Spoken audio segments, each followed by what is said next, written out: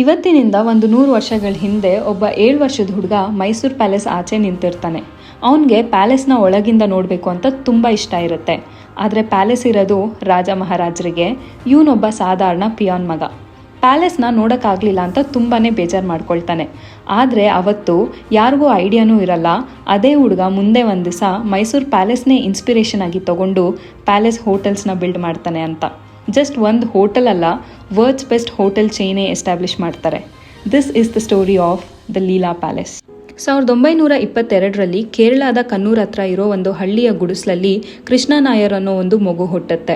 ಅವನಪ್ಪ ಒಬ್ಬ government peon ಆಗಿರ್ತಾರೆ. ಹಾಗೆ ತಾಯಿ ತೆಂಗಿನಕಾಯಿಯಿಂದ ಎಣ್ಣೆನ ತೆಗೆದು ಮಾರ್ತಾ ಇರ್ತಾರೆ. ಇದರಿಂದ ಅವ್ರ ಕೈಯಲ್ಲಿ ತುಂಬಾನೇ ಗಾಯಗಳಾಗಿರುತ್ತೆ. ಇದನ್ನೆಲ್ಲ ನೋಡ್ತಾ ಇದ್ದಿದ್ದ ಕೃಷ್ಣ ನಾಯರ್ಗೆ ಎಜುಕೇಷನ್ ಇಂಪಾರ್ಟೆನ್ಸ್ ಏನು ಅಂತ ಗೊತ್ತಾಗುತ್ತೆ. ಅವನು ಸ್ಕೂಲ್ನ ಒಂದು ದೇವಸ್ಥಾನದ ಥರ ನೋಡ್ತಾ ಇರ್ತಾನೆ. ಸಂಸ್ಕೃತಿಂದ ಹಿಡಿದು ಸೈನ್ಸ್ವರೆಗೂ ಎಲ್ಲ ಸಬ್ಜೆಕ್ಟ್ನೂ ಚೆನ್ನಾಗಿ ಓದ್ತಾ ಇರ್ತಾನೆ.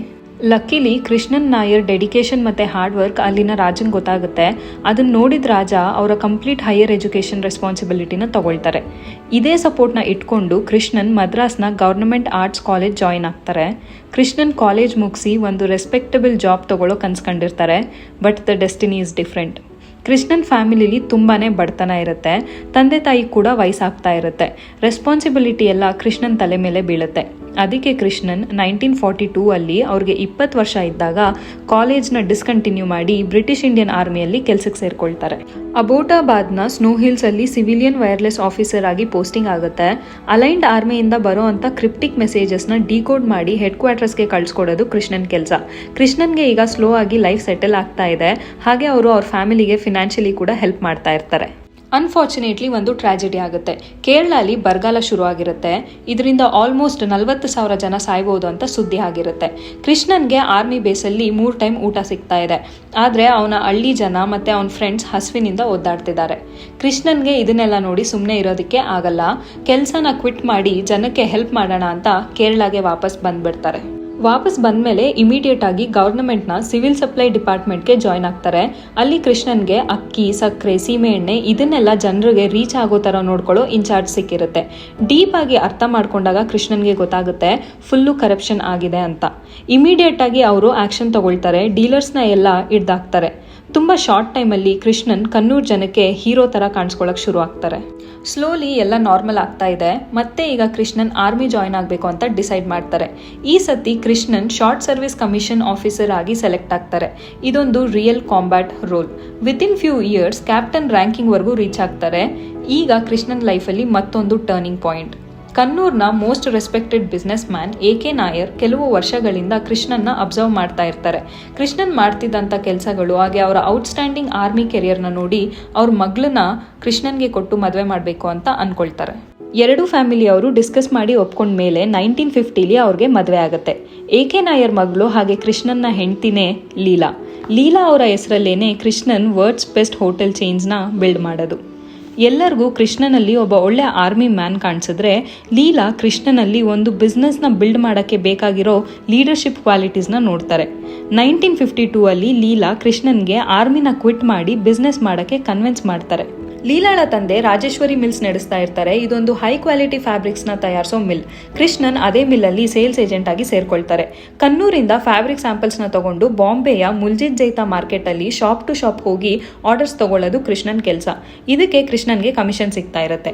ರಾತ್ರೋರಾತ್ರಿ ಕೃಷ್ಣನ್ ಒಬ್ಬ ಆರ್ಮಿ ಆಫೀಸರಿಂದ ರೋಡ್ ಸುತ್ತೋ ಸೇಲ್ಸ್ ಪರ್ಸನ್ ಆಗ್ಬಿಡ್ತಾರೆ. ಜನ ಕೃಷ್ಣನ್ನ ನೋಡಿ ಆಡ್ಕೊಳ್ತಿರ್ತಾರೆ. ಬಟ್ ಅವ್ರಿಗೆ ಗೊತ್ತಿರಲ್ಲ ಕೃಷ್ಣನ್ ಜಸ್ಟ್ ಬಟ್ಟೆ ಮಾರ್ತಿಲ್ಲ, ಸೈಲೆಂಟ್ ಆಗಿ ಬಿಸ್ನೆಸ್ನ ಮಾಸ್ಟರ್ ಮಾಡ್ತಾ ಇದ್ದಾರೆ ಅಂತ. 1958ಅಲ್ಲಿ ಕೃಷ್ಣನ್ ಒಂದು ಯೂನಿಕ್ ಆಗಿರೋ ಫ್ಯಾಬ್ರಿಕ್ನ ತಮಿಳ್ನಾಡಲ್ಲಿ ಡಿಸ್ಕವರ್ ಮಾಡ್ತಾರೆ. ಇದೊಂದು light weight breathable cotton fabric ಆಗಿರುತ್ತೆ. ಹಾಗೆ ಎಳ್ಳೆಣ್ಣೆ, ಅರಿಶಿನ ಮತ್ತು ಇಂಡಿಗೋನ ಯೂಸ್ ಮಾಡಿ ಈ ಬಟ್ಟೆನ ಡೈ ಮಾಡಿರ್ತಾರೆ. ನ್ಯಾಚುರಲ್ ಇಂಗ್ರೀಡಿಯೆಂಟ್ಸ್ನ ಯೂಸ್ ಮಾಡಿರೋದ್ರಿಂದ ಬಟ್ಟೆ ತುಂಬ ವೈಬ್ರೆಂಟ್ ಮತ್ತು ನ್ಯಾಚುರಲ್ ಸ್ಮೆಲ್ ಬರ್ತಾ ಇರುತ್ತೆ. ಬಟ್ ಒಂದು ಪ್ರಾಬ್ಲಮ್ ಇದೆ. ಪ್ರತಿ ಸತಿ ವಾಶ್ ಮಾಡಿದಾಗಲೂ ಈ ಬಟ್ಟೆ ಕಲರ್ ಬಿಟ್ಕೊಂಡು ಒಂದಕ್ಕೆ ಒಂದು ಮಿಕ್ಸ್ ಆಗ್ತಾ ಇರುತ್ತೆ. ಕೃಷ್ಣನ್ ಇದನ್ನೇ ಅಡ್ವಾಂಟೇಜ್ ಆಗಿ ತಗೊಂಡು ಅಮೇರಿಕನ್ ಇಂಪೋರ್ಟರ್ಸ್ಗೆ ಪಿಚ್ ಮಾಡ್ತಾರೆ. ಈ ಬಟ್ಟೆ ನೀವು ಪ್ರತಿ ಸತಿ ವಾಶ್ ಮಾಡಿದಾಗಲೂ ಡಿಫ್ರೆಂಟ್ ಕಲರ್ಸ್ಗೆ ಟರ್ನ್ ಆಗುತ್ತೆ. ಹೊಸ ಪ್ಯಾಟ್ರನ್ ಕ್ರಿಯೇಟ್ ಆಗುತ್ತೆ. ಕಸ್ಟಮರ್ಸ್ ಒಂದು ಸತಿ ಪೇ ಮಾಡಿದ್ರೆ ಪ್ರತಿ ಸತಿ ಡಿಫ್ರೆಂಟ್ ಕಲರ್ಸ್ ಇರೋ ಶರ್ಟ್ನ ಹಾಕೊಳ್ಬೋದು ಅಂತ ಹೇಳ್ತಾರೆ. ಅಮೇರಿಕನ್ಸ್ ಈ ಫ್ಯಾಬ್ರಿಕ್ನ ಯೂಸ್ ಮಾಡಿಕೊಂಡು ಶರ್ಟ್, ಜಾಕೆಟ್, ಶಾರ್ಟ್ಸ್ ಎಲ್ಲನೂ ತಯಾರಿಸೋಕೆ ಶುರು ಮಾಡ್ತಾರೆ. ಹಾಗೆ ಬ್ಲೀಡಿಂಗ್ ಮಡ್ರಾಸ್ ಅನ್ನೋ ಹೆಸರು ಕೂಡ ಕೊಡ್ತಾರೆ. ಅಮೇರಿಕನ್ಸ್ಗೆ ಈ ಬಟ್ಟೆ ತುಂಬಾನೇ ಇಷ್ಟ ಆಗುತ್ತೆ. ಒಂದೇ ವಾರದಲ್ಲಿ ಎಲ್ಲ ಬಟ್ಟೆ ಔಟ್ ಆಫ್ ಸ್ಟಾಕ್ ಆಗುತ್ತೆ. ಅಷ್ಟೇ ಅಲ್ಲದೆ ಅಮೇರಿಕಾದ ಫ್ಯಾಷನ್ ಸೆನ್ಸೇಷನ್ ಕೂಡ ಆಗುತ್ತೆ. ಕೃಷ್ಣನ್ಗೆ ತುಂಬಾನೇ ಆರ್ಡರ್ಸ್ ಬರುತ್ತೆ and this is one of the major success in Krishnan's life. ಇಷ್ಟೆಲ್ಲ ಆದ್ರೂ ಕೃಷ್ಣನ್ಗೆ ಒಂದು ಬೇಜಾರಿದೆ. ಅವರು ಮಿಡಿಲ್ ಮೆನ್ ಅಷ್ಟೇ. ಸೊ ಕೃಷ್ಣನ್ ಡಿಸೈಡ್ ಮಾಡ್ತಾರೆ ನಾನೇ ಒಂದು ಫ್ಯಾಬ್ರಿಕ್ನ ಸ್ವಂತವಾಗಿ ಇಂಡಿಯಾಲಿ ರೆಡಿ ಮಾಡಿ ಮಾರಬೇಕು ಅಂತ. ಕೃಷ್ಣನ್ ಮತ್ತೆ ಲೀಲಾ ಲಂಡನ್ಗೆ ಟ್ರಿಪ್ ಹೋಗಿರ್ತಾರೆ. ಅಲ್ಲಿ ಲೀಲಾ ಸ್ಕಾಟಿಷ್ ಲೇಸ್ನ ಕರ್ಟನ್, ಟೇಬಲ್ ಲಿನಿನ್ ಮತ್ತೆ ಡ್ರೆಸ್ಗಳಲ್ಲೆಲ್ಲ ಯೂಸ್ ಮಾಡಿರೋದನ್ನ ನೋಟಿಸ್ ಮಾಡ್ತಾರೆ. ಕೃಷ್ಣನ್ಗೆ ನೀವ್ಯಾಕೆ ಇದನ್ನ ಮಾಡಬಾರ್ದು ಅಂತ ಐಡಿಯಾ ಕೊಡ್ತಾರೆ. ಬಟ್ ಇದನ್ನ ಮಾಡೋದು ಅಷ್ಟು ಈಸಿ ಇಲ್ಲ. ಈ ಲೇಸ್ಗಳನ್ನ ರೆಡಿ ಮಾಡೋಕ್ಕೆ sophisticated Scottish machines, massive capital ಮತ್ತೆ ಸ್ಕಿಲ್ಡ್ ಲೇಬರ್ಸ್ ಬೇಕಾಗಿರ್ತಾರೆ. ಬಟ್ ಕೃಷ್ಣನ್ ಕಷ್ಟಪಟ್ಟು ಎಲ್ಲಾನು ಅರೇಂಜ್ ಮಾಡ್ತಾರೆ. 1964 ಲೀಲಾ ಸ್ಕಾಟಿಷ್ ಲೇಸ್ ಅನ್ನೋ ಕಂಪ್ನಿನ ಮುಂಬೈಯಲ್ಲಿ ಓಪನ್ ಮಾಡ್ತಾರೆ. ಇದು ಇಂಡಿಯಾದ ಮೊದಲನೇ lace manufacturing unit. Miss India Mehar Mishra ಇವರು ಲೇಸಿಂದ ಮಾಡಿರೋ ಬಟ್ಟೆನ ಕಾಂಪಿಟೇಷನ್ಗೆ ಹಾಕೊಂಡಿರ್ತಾರೆ. ಹಾಗೆ ಬಾಲಿವುಡ್ನ ಸೂಪರ್ ಸ್ಟಾರ್ ರಾಜೇಶ್ ಖನ್ನಾ ಇವ್ರ ಕುರ್ತಾನ ಬರ್ಡೇ ಸೆಲೆಬ್ರೇಷನ್ಗೆ ಹಾಕೊಂಡಿರ್ತಾರೆ. ಲೀಲಾ ಸ್ಕಾಟಿಷ್ ಲೇಸ್ ಒಂದು ಲಕ್ಸುರಿಯಸ್ ಬ್ರ್ಯಾಂಡ್ ಆಗುತ್ತೆ. ವಿತಿನ್ 15 ಇಯರ್ಸ್ ಮ್ಯಾಸಿವ್ ಗ್ರೋತ್ ನೋಡ್ತಾರೆ. ಅನ್ಫಾರ್ಚುನೇಟ್ಲಿ ಒಂದು ದಿವಸ ಎಲ್ಲ ಕೊಲಾಪ್ಸ್ ಆಗುತ್ತೆ. 1979 ಅಟ್ ಅ ಟೈಮ್ ಸುಮಾರು ಫ್ಯಾಕ್ಟ್ರೀಸಲ್ಲಿ ಮಷಿನ್ಸ್ ಕೆಟ್ಟೋಗುತ್ತೆ. ರಿಪೇರ್ ಮಾಡೋಕ್ಕೆ ಬೇಕಾಗಿರೋ ಸ್ಪೇರ್ ಪಾರ್ಟ್ಸ್ ಸ್ಕಾಟ್ಲ್ಯಾಂಡಿಂದ ತರಿಸಬೇಕು. ಬಟ್ ಇಂಡಿಯಾಲಿ ಫಾರಿನ್ ಕರೆನ್ಸಿ ಕ್ರೈಸಿಸ್ ನಡೀತಾ ಇರೋದ್ರಿಂದ ಗೌರ್ಮೆಂಟ್ ಅವರು ಇಂಪೋರ್ಟ್ನ ಬ್ಯಾನ್ ಮಾಡ್ತಾರೆ. As a result production stop ಆಗುತ್ತೆ ಆ್ಯಂಡ್ ಆರ್ಡರ್ಸ್ ಎಲ್ಲ ಕ್ಯಾನ್ಸಲ್ ಮಾಡ್ತಾರೆ. ಇನ್ವೆಸ್ಟ್ಮೆಂಟ್ ಹಾಗೆ ರಾ ಮೆಟೀರಿಯಲ್ಸ್ ಮೇಲೆ ಹಾಕಿರೋ ದುಡ್ಡು ಎಲ್ಲನೂ ಲಾಸ್ ಆಗುತ್ತೆ. 57ನೇ ವರ್ಷದಲ್ಲಿ ಕೃಷ್ಣನ್ ವ್ಯಾಲ್ಯೂ 0 ಅಲ್ಲ, ನೆಗೆಟಿವ್ಗೆ ಬಂದ್ಬಿಡುತ್ತೆ. ಸಾಲ ತೀರ್ಸೋಕ್ಕೋಸ್ಕರ ಮುಂಬೈನ ಮನೆ ಕೂಡ ಮಾರ್ಕೊಳ್ತಾರೆ. ಸರ್ವೈವಲ್ಗೋಸ್ಕರ ಕೃಷ್ಣನ್ ಬೇಗನೆ ಏನಾದರೂ ಮಾಡಬೇಕಾಗಿರುತ್ತೆ. ಲಕ್ಕಿಲಿ ಒಂದಿನ ಕೃಷ್ಣನ್ಗೆ ಫ್ಲೈಟಲ್ಲಿ ರಾಜೇಂದರ್ ಸಿಂಗ್ ಸಿಗ್ತಾರೆ. ರಾಜೇಂದರ್ ಒಬ್ಬ ಬಿಸ್ನೆಸ್ ಮ್ಯಾನ್. ಅವರು ಇಂಡಿಯಾಲಿ ಅಮೆರಿಕನ್ ಬ್ರ್ಯಾಂಡ್ಸ್ಗೆ ರೆಡಿಮೇಡ್ ಗಾರ್ಮೆಂಟ್ಸ್ನ ಮ್ಯಾನುಫ್ಯಾಕ್ಚರ್ ಮಾಡೋ ಯೂನಿಟ್ನ ಸೆಟಪ್ ಮಾಡಬೇಕು ಅಂತ ಇರ್ತಾರೆ. ಆ ಟೈಮಲ್ಲಿ ಅಮೆರಿಕಾಲಿ casual and comfort clothing trend ನಡೀತಾ ಇತ್ತು. ಅವರು ಈ ಥರ ಪ್ರಾಡಕ್ಟ್ಸ್ನ ರೆಡಿ ಮಾಡೋ ಇಂಡಿಯನ್ ಸಪ್ಲೈಯರ್ನ ಹುಡುಕ್ತಾ ಇರ್ತಾರೆ. ಹಾಗೆ ಅವ್ರ ಕ್ಲೈಂಟ್ಸ್ ಇನ್ನು 2 ವೀಕ್ಸಲ್ಲಿ ಸ್ಯಾಂಪಲ್ಸ್ನ ರಿವ್ಯೂ ಮಾಡೋಕ್ಕೆ ಬರಬೇಕಿರುತ್ತೆ. ಸೊ ರಾಜೇಶ್ ಕೃಷ್ಣನ್ಗೆ ಹೇಳ್ತಾರೆ, ಅವ್ರಿಗೆ ಬೇಕಾಗಿರೋ ಥರ ಸ್ಯಾಂಪಲ್ಸ್ನ ಇನ್ ಟೈಮ್ ರೆಡಿ ಮಾಡಿಕೊಟ್ರೆ ನಾನು ನಿನಗೆ ಎಕ್ಸ್ಕ್ಲೂಸಿವ್ ಆರ್ಡರ್ಸ್ನ ಕೊಡ್ತೀನಿ ಅಂತ. ಕೃಷ್ಣನ್ ಇಮಿಡಿಯೇಟ್ ಆಗಿ ಕೆಲಸ ಶುರು ಮಾಡ್ತಾರೆ. ಕ್ಲೋಸ್ ಆಗಬೇಕಿದ್ದಂಥ ಒಂದು ಫ್ಯಾಕ್ಟ್ರಿಯಿಂದ ಸೆಕೆಂಡ್ಸಲ್ಲಿ ಮಷಿನ್ಸ್ನ ಪರ್ಚೇಸ್ ಮಾಡಿ ಅವ್ರದ್ದೇ ಹಳೆ ಫ್ಯಾಕ್ಟ್ರಿಯಲ್ಲಿ ಚಿಕ್ಕ ಸೆಟಪ್ ಮಾಡ್ಕೊಳ್ತಾರೆ. ಕೃಷ್ಣನ್ ಅವರು ಫ್ಯಾಬ್ರಿಕ್ನ ಚೂಸ್ ಮಾಡೋದ್ರಲ್ಲಿ ಜೀನಿಯಸ್. ಸೊ ಅವರು ಅಮೇರಿಕನ್ ಮಾರ್ಕೆಟ್ನ ಅರ್ಥ ಮಾಡಿಕೊಂಡು ಅದಕ್ಕೆ ಸೂಟ್ ಆಗೋ ಥರ ಚೀಸ್ ಕ್ಲಾತ್ಸ್ನ ಯೂಸ್ ಮಾಡಿ ಸ್ಯಾಂಪಲ್ಸ್ನ ರೆಡಿ ಮಾಡ್ತಾರೆ. ಈ ಬಟ್ಟೆ ತುಂಬಾನೇ ಸಾಫ್ಟ್ ಮತ್ತೆ ಏರಿ, ಕ್ಯಾಶುಯಲ್ ವೇರ್ಗೆ ಪರ್ಫೆಕ್ಟ್ ಆಗಿರುತ್ತೆ. ತುಂಬಾನೇ versatile material. Half white, colour dyeing, stripes or check pattern ಯಾವ ಥರ ಬೇಕಾದ್ರೂ ಡಿಸೈನ್ ಮಾಡ್ಕೊಳ್ಬಹುದು. ಕೃಷ್ಣನ್ ಫ್ಯಾಬ್ರಿಕ್ನ ತರಿಸ್ಕೊಂಡು ಹಗಲು ರಾತ್ರಿ ಅಂತ ನೋಡದೆ ಸ್ಯಾಂಪಲ್ಸ್ನ ರೆಡಿ ಮಾಡಿಸ್ತಾರೆ. ಸ್ಯಾಂಪಲ್ ಎಕ್ಸ್ಪೆಕ್ಟ್ ಮಾಡಿದ್ಕಿಂತ ತುಂಬಾನೇ ಚೆನ್ನಾಗಿ ಬಂದಿರುತ್ತೆ. ಕ್ಲೈಂಟ್ಸ್ ಕೂಡ ಇಷ್ಟ ಆಗುತ್ತೆ. ಹೊಸ ಬಟ್ಟೆಗಳಿಗೆ ನಿರ್ವಾಣ ಅಂತ ಹೆಸರಿಡ್ತಾರೆ. ಕೃಷ್ಣನ್ ಅವ್ರಿಗೆ ಮತ್ತೆ ಎಕ್ಸ್ಕ್ಲೂಸಿವ್ ಆರ್ಡರ್ಸ್ ಬರೋಕ್ಕೆ ಶುರು ಆಗುತ್ತೆ. 12 ತಿಂಗಳಲ್ಲಿ ಅವರು ಬರೀ ಲೋನ್ಸ್ನ ಕ್ಲಿಯರ್ ಮಾಡಲ್ಲ, ಒಂದೊಳ್ಳೆ ಪ್ರಾಫಿಟ್ ಕೂಡ ನೋಡ್ತಾರೆ. ಮುಂದಿನ ವರ್ಷಗಳಲ್ಲಿ ಇನ್ನೂ ಮತ್ತಷ್ಟು American brands like Liz Claiborne, Calvin Klein, ಜಾರ್ಡಾಕ್ಗೆ ಬಟ್ಟೆಗಳನ್ನ ಮ್ಯಾನುಫ್ಯಾಕ್ಚರ್ ಮಾಡ್ತಾರೆ. ತುಂಬಾನೇ ಬೇಗ ಸಕ್ಸಸ್ಫುಲ್ ಆಗ್ತಾರೆ. 1980 ಲೀಲಾ ಸ್ಕಾಟಿಷ್ ಲೇಸ್ ಇಂಡಿಯಾದ ಲಾರ್ಜೆಸ್ಟ್ ರೆಡಿಮೇಡ್ ಗಾರ್ಮೆಂಟ್ ಎಕ್ಸ್ಪೋರ್ಟರ್ಸ್ ಆಗ್ತಾರೆ USA. 1983 ಕೃಷ್ಣನ್ ಅವರ ಏಜ್ 63 ಆ್ಯಂಡ್ ಅವರು ಆಲ್ರೆಡಿ ಒಂದು ಸಕ್ಸಸ್ಫುಲ್ ಬಿಸ್ನೆಸ್ ಎಂಪೈರ್ನ ಬಿಲ್ಡ್ ಮಾಡಿರ್ತಾರೆ. It was the right age to retire. But Krishnan ಅವ್ರಿಗೆ this was just a beginning. ಕೆಲವು ವರ್ಷಗಳ ಹಿಂದೆ ಕೃಷ್ಣನ್ ಅವರ ಬಿಸ್ನೆಸ್ ಟ್ರಿಪ್ಗೆ ಅಂತ ನ್ಯೂಯಾರ್ಕ್ನ ವರ್ಡ್ ಆಫ್ ಆಸ್ಟೋರಿಯಾ ಅನ್ನೋ ಹೋಟೆಲಲ್ಲಿ ಸ್ಟೇ ಆಗಿರ್ತಾರೆ. ಇದು ಎಂಟೈರ್ ವರ್ಲ್ಡಲ್ಲಿ ಒಂದು ಲಕ್ಸುರಿಯಸ್ ಹೋಟೆಲ್. ಈ ಹೋಟೆಲ್ದೇ ಒಂದು ಪ್ಲಾಟ್ಫಾರ್ಮ್ ಇರುತ್ತೆ. ಗೆಸ್ಟ್ಗಳು ಅವರ ಪ್ರೈವೇಟ್ ರೈಲ್ ಕಾರ್ಸಲ್ಲಿ ಬರಬಹುದು. ಕೃಷ್ಣನ್ ಅವರು ಈ ಹೋಟೆಲ್ನ ಇನ್ಸ್ಪಿರೇಷನ್ ಆಗಿ ತಗೊಂಡು ಇಂಡಿಯಾಲಿ ಒಂದು ವರ್ಲ್ಡ್ ಕ್ಲಾಸ್ ಹೋಟೆಲ್ ಎಂಪೈರ್ನ ಬಿಲ್ಡ್ ಮಾಡಬೇಕು ಅನ್ಕೊಳ್ತಾರೆ. ಅದೇ ಟೈಮ್ಗೆ ನಾರ್ತ್ ಬಾಂಬೆಯಲ್ಲಿ ಸಹಾರಾ ಇಂಟರ್ನ್ಯಾಷನಲ್ ಏರ್ಪೋರ್ಟ್ ಬಿಲ್ಡ್ ಮಾಡ್ತಾ ಇರ್ತಾರೆ. ಇವತ್ತು ಈ ಏರ್ಪೋರ್ಟ್ನ ಛತ್ರಪತಿ ಶಿವಾಜಿ ಮಹಾರಾಜ್ ಇಂಟರ್ನ್ಯಾಷನಲ್ ಏರ್ಪೋರ್ಟ್ ಅಂತ ಕರಿತೀವಿ. ಏರ್ಪೋರ್ಟ್ ಏನೋ ಕಟ್ತಾ ಇದ್ರು, ಬಟ್ ಅಕ್ಕಪಕ್ಕದಲ್ಲಿ ಯಾವುದೇ ತರಹದ ಲಕ್ಸುರಿಯಸ್ ಹೋಟೆಲ್ಸ್ ಇರಲಿಲ್ಲ. ತಾಜ್ ಮತ್ತೆ ಒಬೆರಾಯ್ ಹೋಟೆಲ್ ಸೌತ್ ಮುಂಬೈಯಲ್ಲಿತ್ತು. ಜನರಲ್ ಆಗಿ ಏರ್ಪೋರ್ಟ್ ಸುತ್ತಮುತ್ತ ಸಿಂಪಲ್ ರೂಮ್ಸ್ ಇತ್ತು. ಪ್ಯಾಸೆಂಜರ್ಸ್ಗೆ 2-3 ಅವರ್ಸ್ ರೆಸ್ಟ್ ಮಾಡೋಕ್ಕೆ ಸಿಂಪಲ್ ಆಗಿದ್ರೆ ಸಾಕು ಅಂತ ಎಲ್ಲರ ಥಿಂಕಿಂಗ್. ಆದರೆ ಕೃಷ್ಣನ್ ಅವರು ಮುಂಬೈ ಇಂಡಿಯಾದ ಫಿನಾನ್ಷಿಯಲ್ ಕ್ಯಾಪಿಟಲ್ ಆಗಿರೋದ್ರಿಂದ ಇಲ್ಲಿ ಆಕ್ಟರ್ಸ್, ಬಿಸ್ನೆಸ್ ಮ್ಯಾನ್ಸ್, ಪೊಲಿಟಿಷಿಯನ್ಸ್ ಈ ಥರ VIP ತುಂಬಾನೇ ಬರ್ತಾರೆ. ಅಂಥವ್ರಿಗೆ ಉಳ್ಕೊಳ್ಳೋಕ್ಕೆ ಒಂದು ಲಕ್ಸುರಿಯಸ್ ಪ್ಲೇಸ್ ಬೇಕು ಅಂತ ಥಿಂಕ್ ಮಾಡ್ತಾರೆ. ಈ ಐಡಿಯಾನ ಇಟ್ಕೊಂಡು ಅವರು ಹೋಟೆಲ್ ಲೀಲಾ ವೆಂಚರ್ಸ್ ಲಿಮಿಟೆಡ್ ಅನ್ನೋ ಒಂದು ಕಂಪನಿನ ಬಿಲ್ಡ್ ಮಾಡ್ತಾರೆ. ಫಂಡ್ಸ್ನ ರೇಸ್ ಮಾಡಿ ಏರ್ಪೋರ್ಟ್ ಹತ್ರ 13 acres ಲ್ಯಾಂಡ್ನ ಅಕ್ವೈರ್ ಮಾಡಿಕೊಂಡು ಕನ್ಸ್ಟ್ರಕ್ಷನ್ ಶುರು ಮಾಡ್ತಾರೆ. 250 rooms fully greenery and garden ಥೀಮಲ್ಲಿ ಹೋಟೆಲ್ನ ರೆಡಿ ಮಾಡ್ಸೋಕ್ಕೆ ಶುರು ಮಾಡ್ತಾರೆ. ಹಾಗೆ ಲಕ್ಸುರಿಯಸ್ ಇಂಟೀರಿಯರ್ಸ್ಗೋಸ್ಕರ ಫ್ರಾಂಕ್ ಸಲೋನಾ ಅನ್ನೋ ಲಂಡನ್ ಬೇಸ್ಡ್ ಇಂಟೀರಿಯರ್ ಡಿಸೈನರ್ನ ಹೈಯರ್ ಮಾಡ್ತಾರೆ.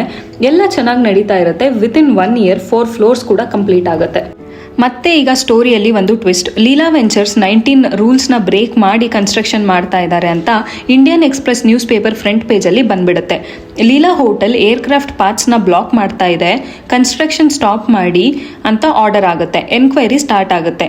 ತಿಂಗಳುಗಳು ಕಳೆದ್ರೂ ಎನ್ಕ್ವೈರಿ ಮುಗಿಯೋದಿಲ್ಲ. ಪ್ರಾಜೆಕ್ಟ್ ಕಾಸ್ಟ್ ಇನ್ಕ್ರೀಸ್ ಆಗ್ತಾ ಇರುತ್ತೆ. ಕೃಷ್ಣನ್ ಅವರು ಯಾವುದೇ ಥರ ರೂಲ್ಸ್ ಬ್ರೇಕ್ ಮಾಡಿರಲ್ಲ. ಬಟ್ ಇದೆಲ್ಲ ಕಾಂಪಿಟೇಟರ್ಸ್ ಪೊಲಿಟಿಕ್ಸ್ ಆಗಿರುತ್ತೆ. But one fine day prime minister Rajiv Gandhi ಅವರೇ ಈ ಕೇಸಲ್ಲಿ ಎಂಟರ್ ಆಗ್ತಾರೆ. ಅವ್ರ ಆಫೀಸರ್ನ ಸೈಟ್ ಇನ್ಸ್ಪೆಕ್ಷನ್ಗೆ ಕಳಿಸ್ಕೊಡ್ತಾರೆ. ಈ ಇನ್ಸ್ಪೆಕ್ಷನ್ ಇಂದ ಎಲ್ಲ ಅಲಿಗೇಷನ್ಸು ಬೇಸ್ಲೆಸ್ ಅಂತ ಗೊತ್ತಾಗುತ್ತೆ. ಫೈನಲಿ ಕನ್ಸ್ಟ್ರಕ್ಷನ್ ಮತ್ತೆ ಸ್ಟಾರ್ಟ್ ಆಗುತ್ತೆ and the day as arrived. 12th October 1986 the Leela hotel doors ಈಗ ಗೆಸ್ಟ್ಗಳಿಗೆ ಓಪನ್. ಲೀಲಾ ಜಸ್ಟ್ ಒಂದು ಹೋಟೆಲ್ ಅಲ್ಲ, ಪ್ಯಾಲೇಸ್. ಮಾರ್ಬಲ್ ಫ್ಲೋರ್, ಕ್ರಿಸ್ಟಲ್ ಶ್ಯಾಂಡ್ಲಿಯರ್ಸ್ ಹಾಗೆ ಎಕ್ಸ್ಪೆನ್ಸಿವ್ ಆರ್ಟ್ನ ಎಲ್ಲ ಕಡೆ ಪ್ಲೇಸ್ ಮಾಡಿರ್ತಾರೆ. ಅವ್ರ ಹತ್ರ ತುಂಬಾನೇ ವೆಲ್ ಟ್ರೈನ್ಡ್ ಸ್ಟಾಫ್ಸ್ ಕೂಡ ಅವೈಲಬಲ್ ಇರ್ತಾರೆ. ಎಕ್ಸ್ಪ್ರೆಸ್ ಮಾಡೋಕ್ಕೂ ಮುಂಚೆನೆ ಕಸ್ಟಮರ್ಸ್ ನೀಡ್ಸ್ನ ಅರ್ಥ ಮಾಡ್ಕೊಬೇಕು ಅನ್ನೋದು ಇವ್ರ ಗೋಲ್.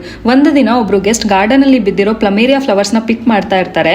ಇದನ್ನ ನೋಟಿಸ್ ಮಾಡಿದ ಸ್ಟಾಫ್ ನೆಕ್ಸ್ಟ್ ಡೇ ಅವ್ರಿಗೆ ಬೌಲ್ ಫುಲ್ ಆಫ್ ಫ್ಲವರ್ಸ್ನ ಗಿಫ್ಟ್ ಮಾಡ್ತಾರೆ.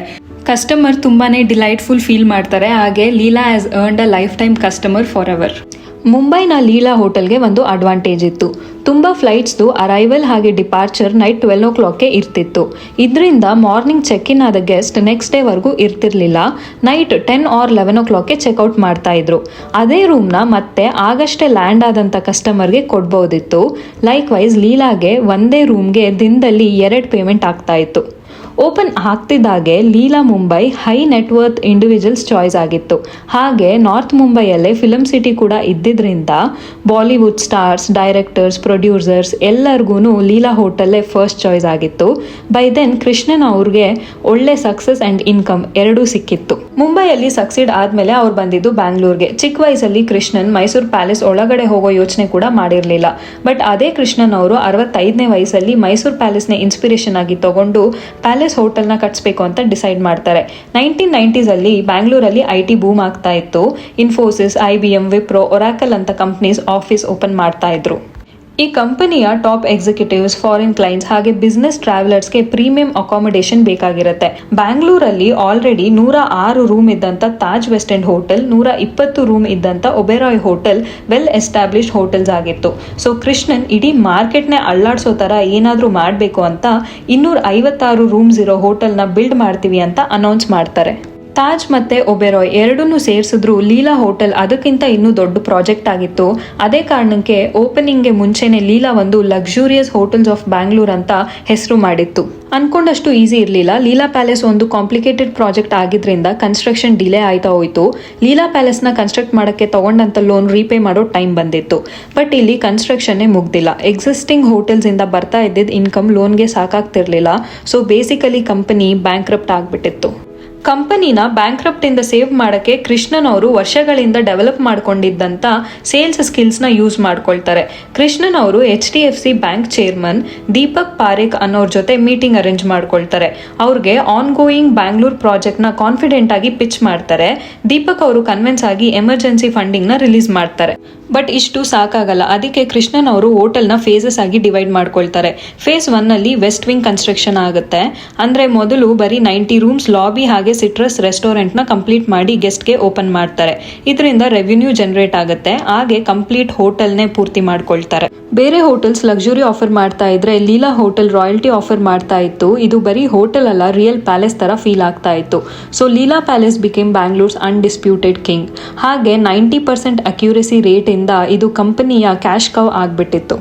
ಇದು ಒಂದು ಸಕ್ಸಸ್ ಆದಮೇಲೆ ಲೀಲಾ ಹೋಟೆಲ್ ಇನ್ನೂ ಫಾಸ್ಟಾಗಿ ಎಕ್ಸ್ಪ್ಯಾಂಡ್ ಆಗೋಕ್ಕೆ ಶುರು ಆಯಿತು. ಮಿಡ್ 2000s ಅಷ್ಟರಲ್ಲಿ ಮುಂಬೈ ಹಾಗೆ ಬ್ಯಾಂಗ್ಳೂರ್ ಜೊತೆ ಗೋವಾ ಮತ್ತು ಕೋವಲಮಲ್ಲಿ ರೆಸಾರ್ಟ್ ಬಿಲ್ಡ್ ಮಾಡೋಕ್ಕೆ ಶುರು ಮಾಡ್ತಾರೆ. ಬಟ್ ಸ್ಟಿಲ್ ಕೃಷ್ಣನ್ ಅವ್ರಿಗೆ ಗೊತ್ತಿತ್ತು ಅದು ಒಂದು ಸಿಟಿಯಲ್ಲಿ ಅವರು ಲೀಲಾನ ಓಪನ್ ಮಾಡಿಲ್ಲ ಅಂದರೆ ಲೀಲಾ ಹೋಟೆಲ್ಸ್ ಯಾವತ್ತೂ top tier hotels in India ಅಂತ ಕರೆಸ್ಕೊಳ್ಳೋಕ್ಕೆ ಆಗಲ್ಲ ಅಂತ. ಅದೇ Udaipur, land of the Maharanas. Udaipur Indian ultra luxury ವೆಡ್ಡಿಂಗ್ಸ್ನ destination. 1983 James Bond film shooting ಆದಮೇಲೆ ವರ್ಲ್ಡ್ ವೈಡ್ ಟೂರಿಸ್ಟ್ ಬರೋಕ್ಕೆ ಸ್ಟಾರ್ಟ್ ಮಾಡ್ತಾರೆ. Every major hotel chain had its flagship and most expensive properties in Udaipur. Yes, kings of hotel ಆದಂಥ ತಾಜ್ ಅವರು already ಒಂದು lake ಪ್ಯಾಲೇಸ್ನ construct ಮಾಡಿದ್ರು. It was a 270-year-old marble momentum located in the middle of the lake Pichola. ಉದಯ್ಪುರಲ್ಲಿ ಒಬೆರಾಯ್ಸ್ ಕೂಡ ಇತ್ತು. ಅವರು 30 ಎಕರಲ್ಲಿ luxurious private pools ಇದ್ದಂಥ ಹೋಟೆಲ್ನ ಕನ್ಸ್ಟ್ರಕ್ಟ್ ಮಾಡಿ ಕಸ್ಟಮರ್ನ ಅಟ್ರಾಕ್ಟ್ ಮಾಡ್ಕೊಳ್ತಾ ಇದ್ರು. ಇವ್ರಿಗೆಲ್ಲ ಕಾಂಪಿಟೇಷನ್ ಆಗಿ ಹೋಗಬೇಕು ಅಂತ ಕೃಷ್ಣನ್ ಅವರು ಡಿಸೈಡ್ ಮಾಡ್ತಾರೆ. ಪಿಚೋಲಾ ನದಿಯ ದಡದಲ್ಲಿ ಒಂದು ಹಾಳಾದ ಪಿಂಕ್ ಬಿಲ್ಡಿಂಗ್ ಇರುತ್ತೆ. ಕೃಷ್ಣನ್ ಅವರು ಆ ಬಿಲ್ಡಿಂಗ್ನ ಡೆಮಾಲಿಷ್ ಮಾಡಿಸಿ ಅದರ ಹತ್ರನೇ 6 ಎಕರೆ ಲ್ಯಾಂಡ್ ತಗೊಂಡು ಲೀಲಾ ಹೋಟೆಲ್ಸ್ ಕನ್ಸ್ಟ್ರಕ್ಷನ್ ಶುರು ಮಾಡ್ತಾರೆ. ಯೂನಿಕ್ ಆಗಿ ಇರಲಿ ಅಂತ ಹೋಟೆಲ್ನ ಎಂಟ್ರೆನ್ಸ್ ಲೇಕ್ ಫೇಸಿಂಗ್ ಆಗಿ ಮಾಡಿಸ್ತಾರೆ. ಸೊ ಯಾರೇ ಗೆಸ್ಟ್ ಬಂದರೂ ಲೇಕಿಂದಾನೇ ಬರಬೇಕಾಗಿರುತ್ತೆ. ಕೃಷ್ಣನ್ ಅವ್ರಿಗೆ ಪ್ರತಿ ಸತಿ ಏನಾದರೂ ಒಂದು ಚಾಲೆಂಜ್ ಇದ್ದಿದೆ. ಈ ಸತಿ ಹೋಟೆಲ್ ಓಪನ್ ಆಗೋ ಅಷ್ಟರಲ್ಲಿ ಕಂಪ್ಲೀಟ್ ಲೇಕೆ ಡ್ರೈ ಆಗಿಬಿಡುತ್ತೆ. ಗೆಸ್ಟ್ಗೆ ಹೋಟೆಲ್ಗೆ ಬರೋಕ್ಕೆ ದಾರಿನೇ ಇರಲ್ಲ. ಆ್ಯಸ್ ಆಲ್ವೇಸ್ ಕೃಷ್ಣನ್ ಅವರು ಗಿವ್ ಅಪ್ ಮಾಡಲ್ಲ. ಇಮಿಡಿಯೇಟ್ ಆಗಿ ಆಪೋಸಿಟ್ ಸೈಡಲ್ಲಿ 1/2 ಎಕರ್ ಲ್ಯಾಂಡ್ ತಗೊಂಡು ಮೇನ್ ರೋಡ್ಗೆ ಕನೆಕ್ಟ್ ಆಗೋ ಥರ ರೋಡ್ ಮಾಡಿಸ್ತಾರೆ. ಅದು ಈಸಿ ಇರಲ್ಲ. ಆ ರೋಡ್ ಮಾಡಿಸ್ಬೇಕಾದಂಥ ಜಾಗದಲ್ಲಿ ತುಂಬ ಫ್ಯಾಮಿಲೀಸ್ ಸ್ಟೇ ಆಗಿರ್ತಾರೆ. ಬಟ್ ಸ್ಟಿಲ್ ಹೇಗೋ ಕನ್ವಿನ್ಸ್ ಮಾಡಿ ಕೆಲಸ ಮುಗಿಸ್ತಾರೆ. ಕೆಲವು ತಿಂಗಳುಗಳು ಕಳೆಯುತ್ತೆ. ಲೇಕ್ ವಾಟರ್ ಇಶ್ಯೂ ಕೂಡ ಸಾಲ್ವ್ ಆಗುತ್ತೆ. ಲೀಲಾ ರೂಮ್ಸ್ ತಾಜ್ ಮತ್ತು ಒಬೆರಾಯ್ಗಿಂತ ಯೂನಿಕ್ ಆಗಿ ಇರುತ್ತೆ. ಹೋಟೆಲ್ ಸ್ಟಾಫ್ ಗೆಸ್ಟ್ಗಳನ್ನ ಕಿಂಗ್ ಆ್ಯಂಡ್ ಕ್ವೀನ್ ಥರ ಟ್ರೀಟ್ ಮಾಡ್ತಾ ಇರ್ತಾರೆ. ಒಂದು ದಿನ ಒಬ್ಬ ಗೆಸ್ಟ್ ಹೋಟೆಲ್ಗೆ ದೇವ್ರ ವಿಗ್ರಹ ತೊಗೊಂಡು ಬರ್ತಾರೆ. ಡ್ರೆಸ್ಸಿಂಗ್ ಟೇಬಲ್ ಮೇಲೆ ಇಟ್ಟು ಸೈಟ್ ಸೀಯಿಂಗ್ಗೆ ಅಂತ ಹೋಗ್ಬಿಡ್ತಾರೆ.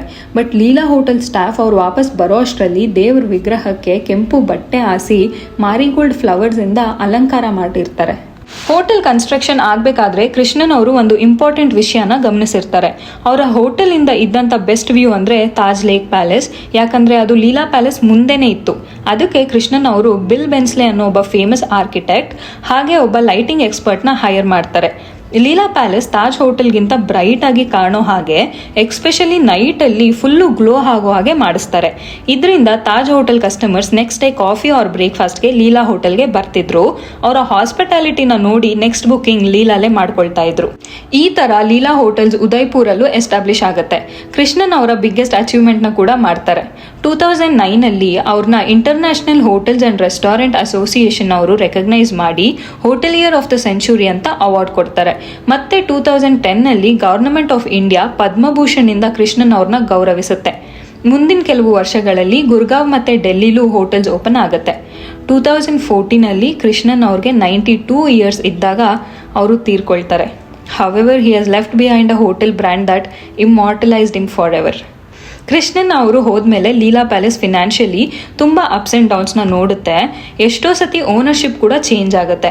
ಬಟ್ ಕ್ವಾಲಿಟಿ ಆ್ಯಂಡ್ ಸರ್ವಿಸ್ ಅಂತ ಬಂದಾಗ ಟಾಪ್ ನಾಚ್.